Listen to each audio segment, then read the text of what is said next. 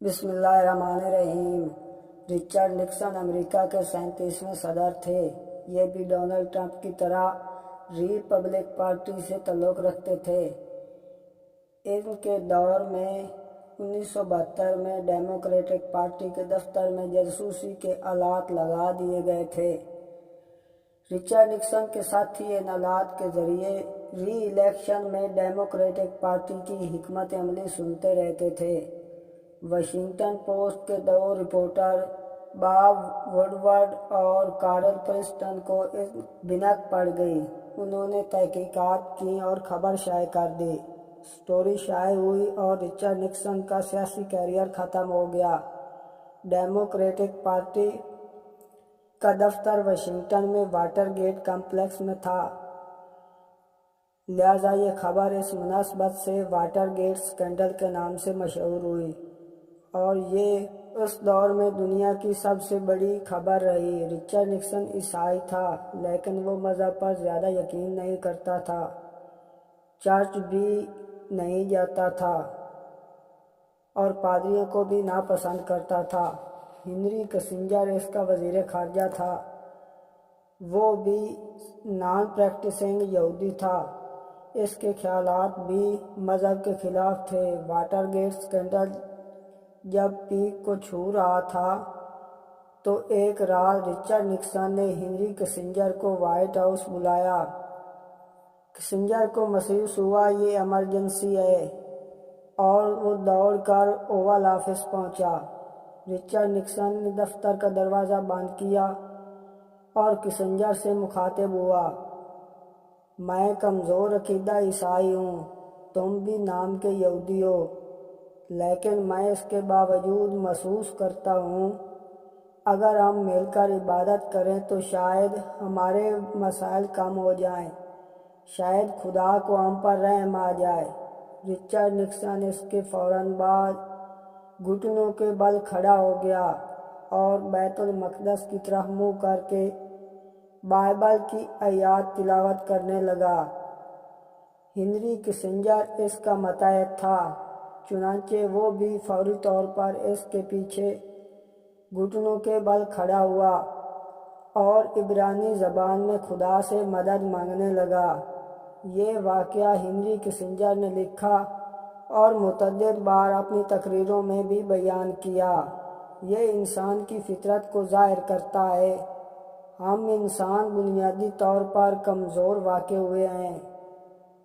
ہمیں بعض اوقات ہمارا پیشہ، عہدہ یا ذمہ داری مضبوط، اٹل یا ناقابل شکست بنا دیتی ہے، لیکن ہم جو ہی زندگی کے کسی حصے میں واٹر گیٹ جیسی صورتحال کا شکار ہوتے ہیں تو ہم خواہ رچرڈ نکسن ہوں یا ہنری کسنجر، ہم خواہ وائٹ ہاؤس کے کتنے ہی مضبوط ترین اوول آفس میں بیٹھے ہوں یا دکان کے تھڑے پر، ہم بے اختیار خدا کے سامنے نیل ڈاؤن ہو جاتے ہیں۔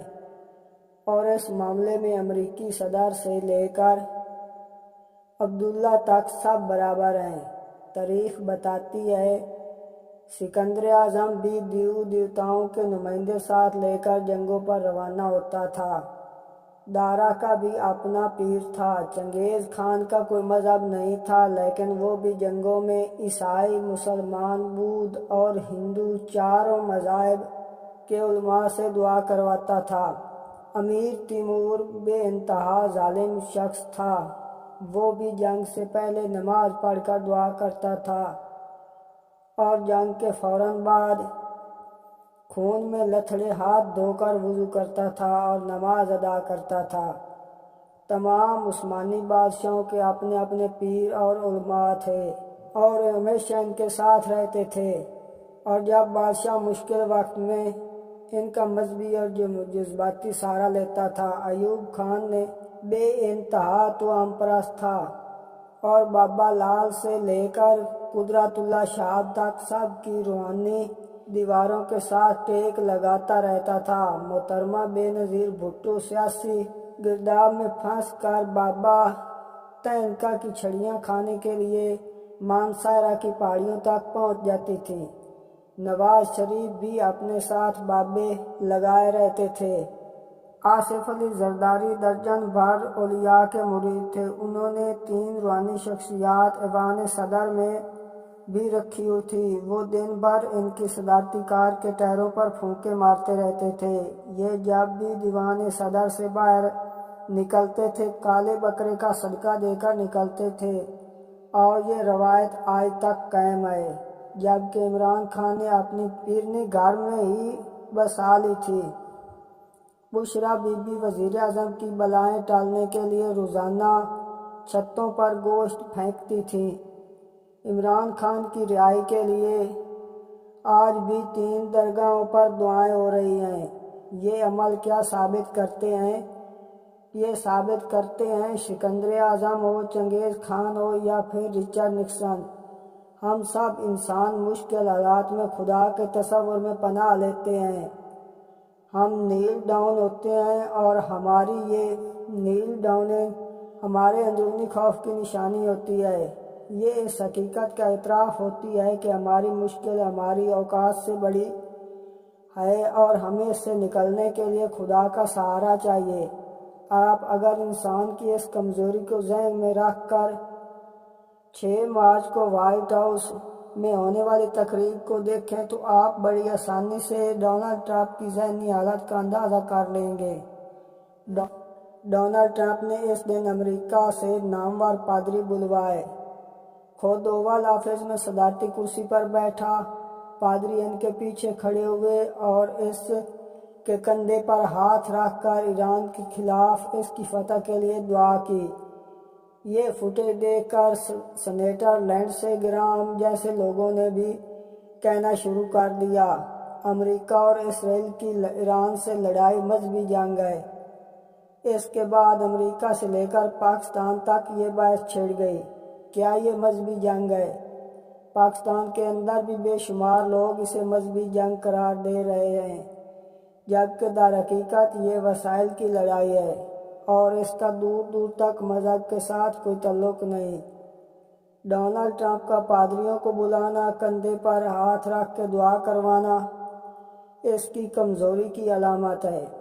یہ علامت ثابت کرتی ہے یہ بھی رچرڈ نکسن کی طرح خوف کا شکار ہو چکا ہے اور یہ اب مذہب سے توانائی لینے کی کوشش کر رہا ہے۔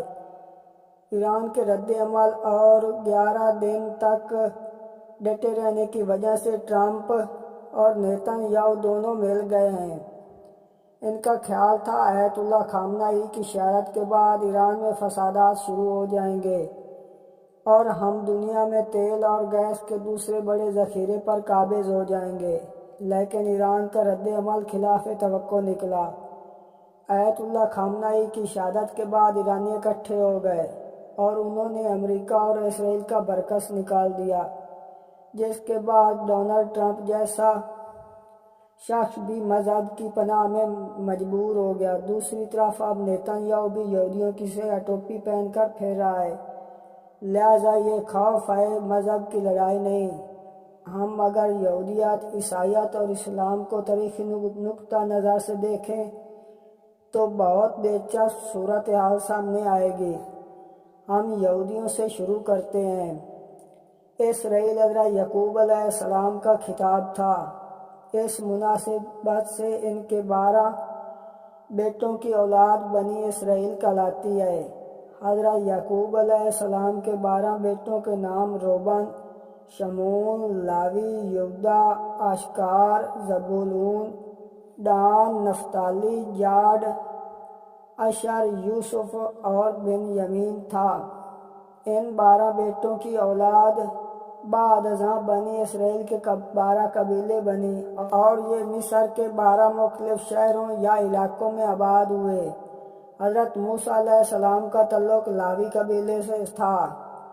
کپڑوں کے مشہور برانڈ لاوی اور لیوائز اسی قبیلے کے نام پر ہیں۔ لاوی پیشے کے لحاظ سے ترخان اور مذہبی لحاظ سے عالم تھے۔ آج بھی بنی اسرائیل کے زیادہ تر ربی لاوی قبیلے سے ہوتے ہیں۔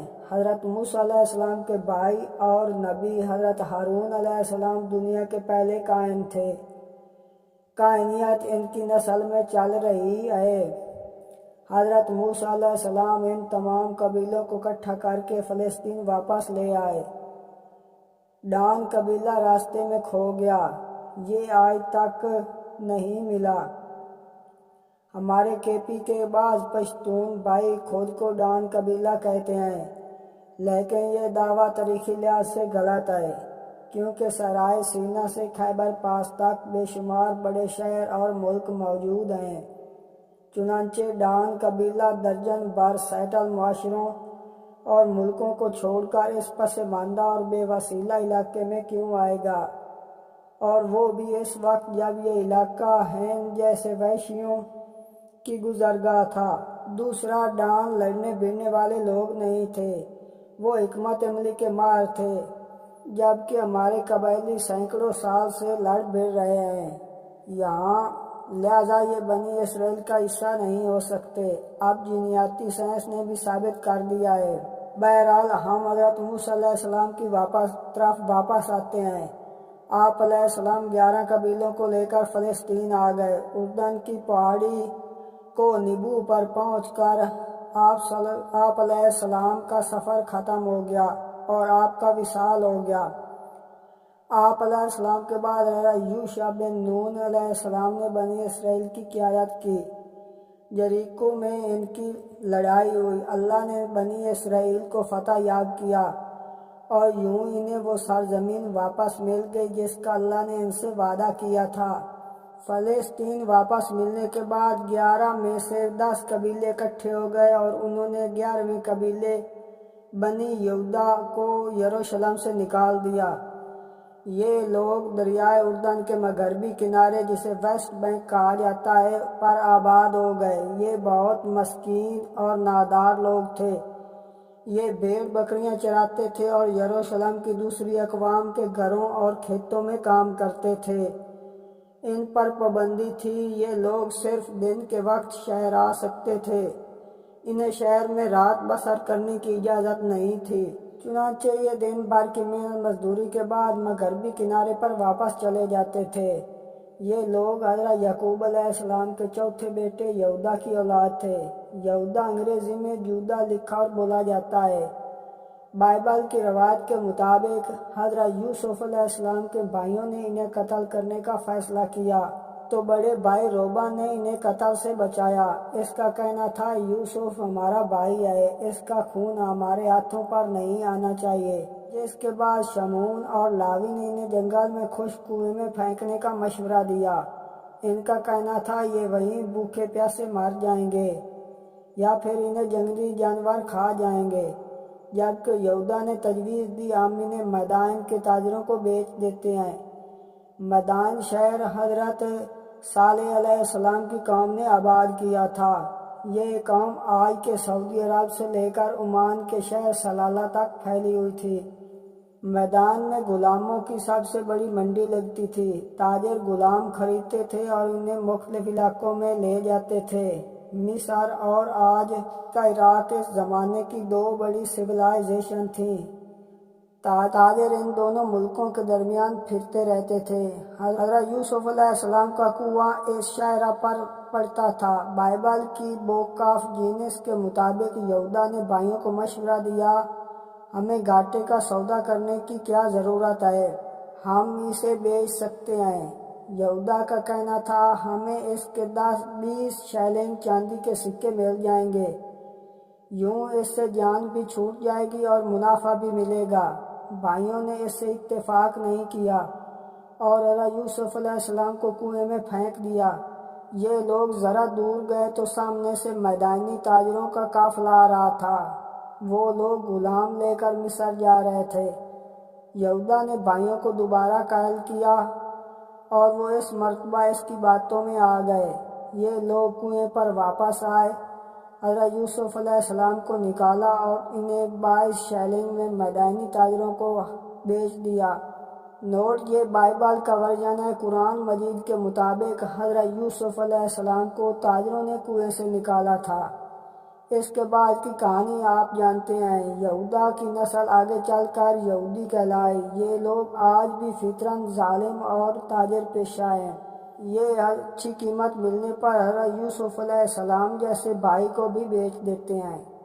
یہ کہانی ابھی جاری ہے، اگلی ویڈیو میں دوبارہ آپ کو یہاں سے آگے کا حصہ جو ہے وہ سنائیں گے۔ شکریہ۔